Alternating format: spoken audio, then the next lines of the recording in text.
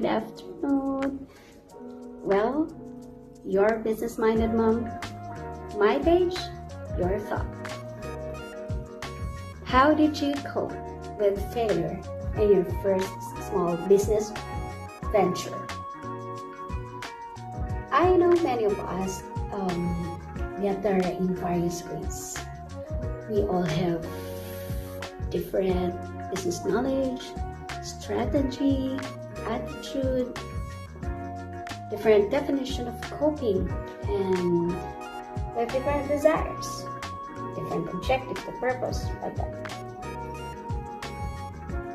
Sa akin naman, I remember how I cope with my first business venture. I learned so many lessons from so many contributing factors. Nandyan yung market shifts, minsan yung mga decision natin na expansion. Sometimes we just realize, over-expansion pala ang nagawa natin. And number one is actually the contributing factor sa isang business, lalo na sa isang startup business like what I had before in a small food business, is the failure to hire great team, which really led me to nearly losing my drive to stay in my business journey. But not everyone naman. Hindi ko naman nila lahat yung mga naging yung mga nag-help sa aking business ay gano'n. But kahit isa lang yun, kahit isang very small, very microscopic na may makuha ka lang na gano'n, talaga it will really affect, lalo na kung na-off guard ka. But anyway, it's a lesson learned from me. So, ika nga, ang nakakatuwa naman dito, kasi since I have, yun nga, sabi ko nga, a business-minded mom attitude that I am not afraid of stopping. I never let grass grow under my feet. Next, yung pa yung noon pa yun na idiom.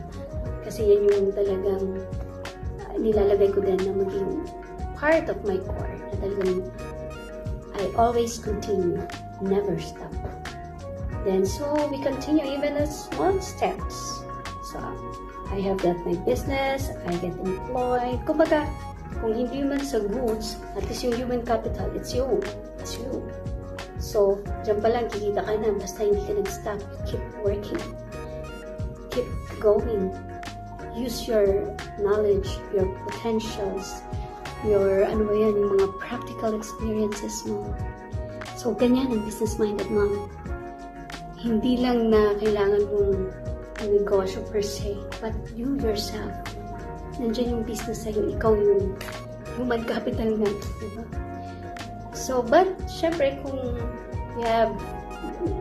ituloy mo pa rin yung journey mo na mag-venture sa mas, beyond human capital mong sarili. Kaya makabuild ka din ng iyong business na makakatulong din sa iba. So, we continue even on very small steps.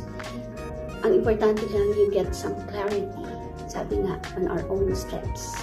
So, sabi nga, it might be a small thing, but it gives us an opportunity and more choices.